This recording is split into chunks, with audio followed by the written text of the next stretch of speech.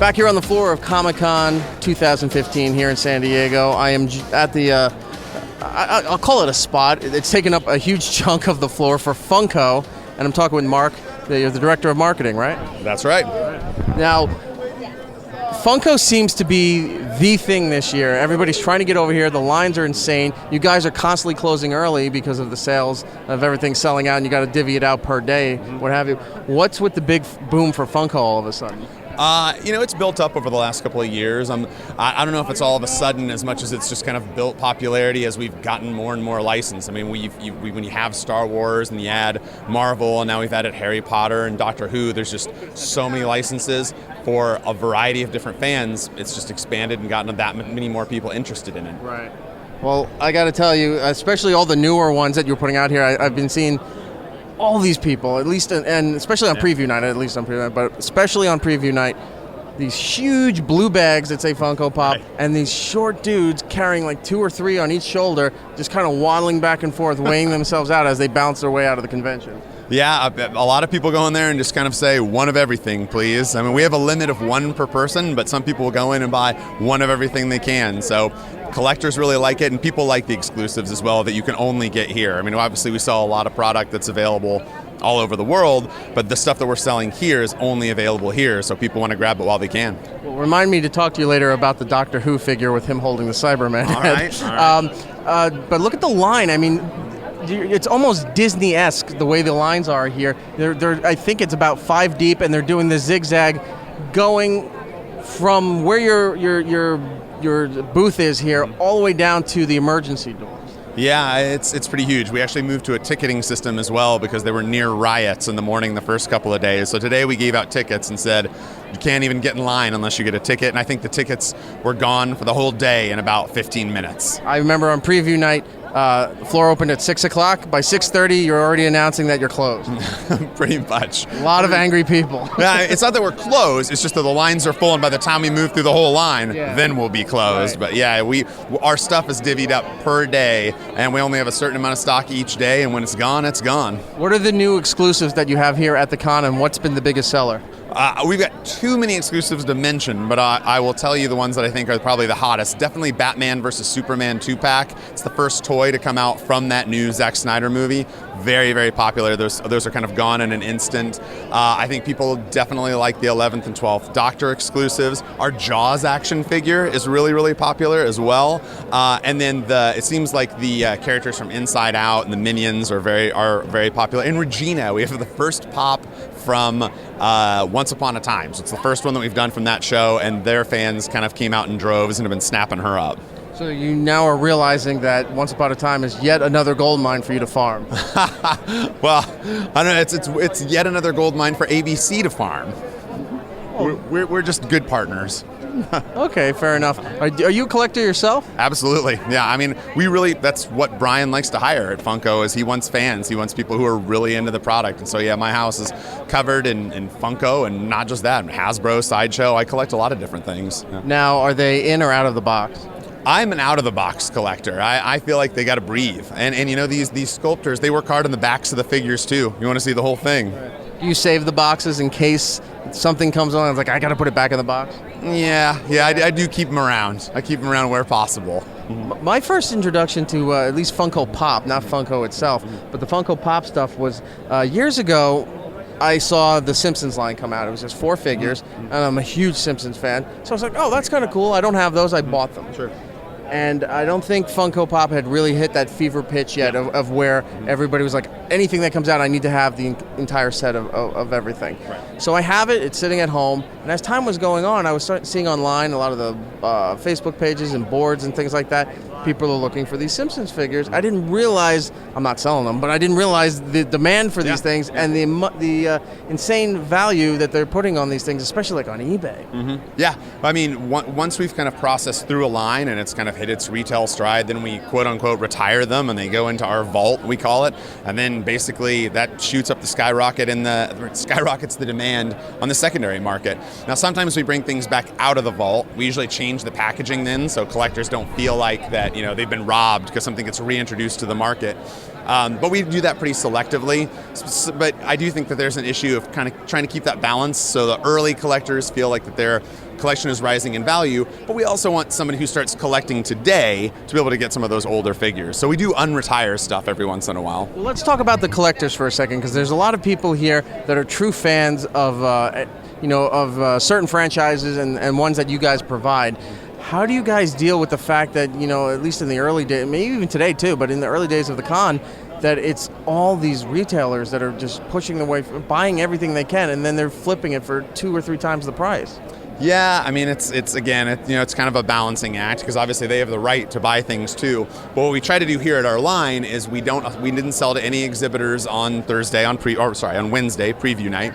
And then we don't allow exhibitors to get in line in the morning. So we do what we can. I mean, we're looking for exhibitor badges and saying, okay, let's get the fans lined up first. But, retailers are important as well, and we have a lot of good retail partners that sell our non-exclusive products. So I don't blame them for wanting those items in their store, but we obviously would rather get them out to fans first. You guys, what do you guys do if you find that somebody that's maybe a licensed retailer to Funko, and you find that they're kind of gouging the price a little bit? There's not a lot that we do about that. I mean, once people have bought them, they can kind of do what they want. I mean, in terms of somebody buying Batman versus Superman today, whether it's a retailer or whether it's a fan, I looked at eBay last night just because I was curious, and they're already going for $250 a pop.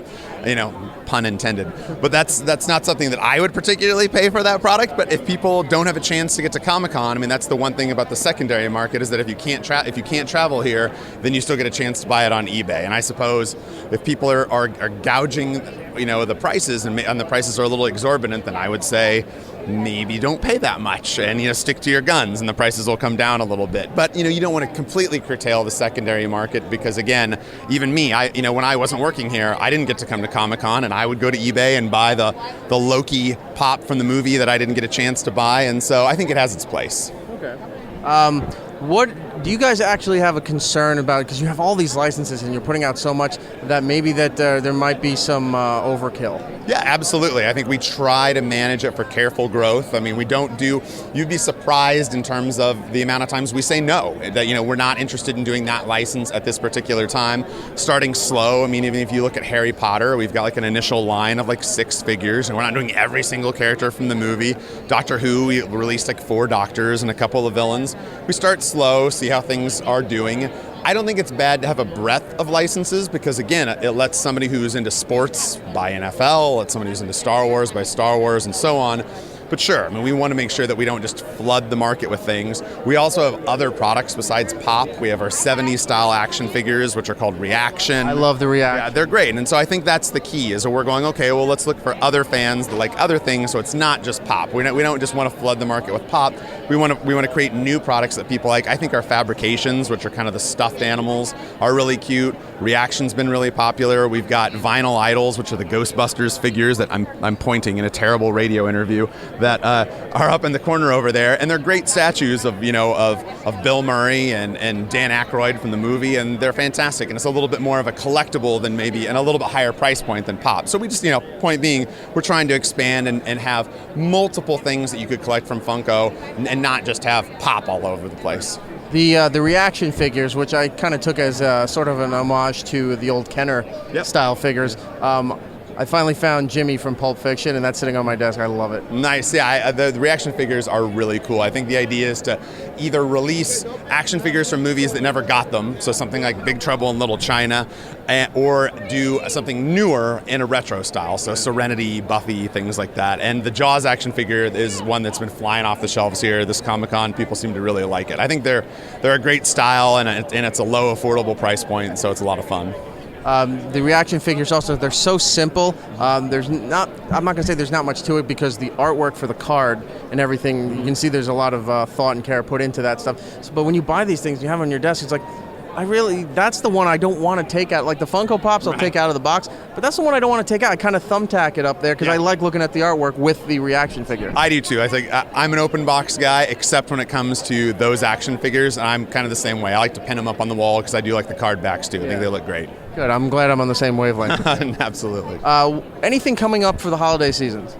Well, there's this really big movie coming out this Christmas that I think is going to get a few people in the doors, called Star Wars. So we'll be making some product for that. We won't be announcing what we're doing until September, I think, all of the manufacturers get to announce their product on September the 4th, I believe. So we'll be doing the same thing. There's more Marvel properties. Obviously, their cinematic universe continues to grow, and so we'll have a lot of cool stuff for Civil War and their next slate of movies next year. So all of that stuff is, I think, going to be a lot of fun and is going to drive a lot of Christmas gifts this year. Is there any license that would surprise people that you guys went after? That we surprise people that we've gone after. I wouldn't think they would make figures from that movie or that old TV show or something like that. I think a lot of people were surprised that we had Duck Dynasty. That was an interesting one, but people wanted them and people bought them, and so that's an interesting, anything like that that's got a little bit of a niche or a small but active fan base. I know that we made a pop of Brian Fuller, who is the producer of a show. He's not an actor in a show. He produced Pushing Daisies and he produces Hannibal, and his fans were lined up. Just the same huge line that you see today. We're all here wearing their flower crowns to get a chance to buy a Brian Fuller pop. So, stuff like that never ceases to amaze me because, again, there's a lot of deep fandoms out there. Before we go, one last question involving Funko Pop. You guys arranged an amazing deal with Conan O'Brien as he's broadcasting live from a theater not far in a theater not far from the convention center here. But those exclusive Conan O'Brien pop figures are only at the theater with Conan. Now, is this the first time you've done something where you guys are not even the ones that are giving these out or selling these things? No, we've had other deals like that in the past. Sometimes we just do interesting licensing deals where we're not the ones bringing it to retail, and that's okay. We think that it is an opportunity that's going to be still fun for fans and beneficial to the licensor. And in this particular case, they weren't interested in selling them. They wanted to just be able to give them away to their audience, and we thought that was great and a great opportunity. And they were a really fun group to work with. And as you can see, if you walk around the airport or walk around San Diego, there's Conan Pop signage all over the city. There's a building across the street from here where the whole skyscraper, the top of the skyscraper, is wrapped in Conan as a Funko Pop. Right, exactly. And so, it's fine with me if they don't want to sell the pops, but they want to cover an entire building in one. That's a great deal. Well, it seems like everybody here knows their marketing very well. Well, I appreciate that. We do try. It's that I'm lucky enough to work for a company that makes a great product and have really talented artists and sculptors that make something that a lot of our fans are really passionate about. Anything else that everybody should know about coming up with Funko Pop, or is that about it? I think everyone should check out our subscription box. I'm standing in front of a 10-foot tall Hulkbuster, so if you get a chance, look up Marvel Collector Core.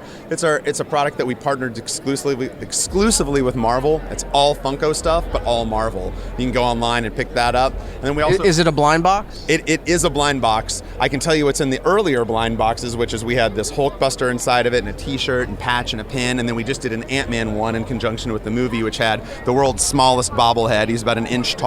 Super cute. So our next one is Secret Wars, which is a Marvel Comics event, and then we don't tell you what's inside of that one, obviously. Right. The other thing I think is really cool is we just started a line of T-shirts, which are called Pop Tees, that feature the artwork of the Pops on T-shirts, really high quality, nice soft T-shirts, and I think those are exclusively for sale at Hot Topic right now.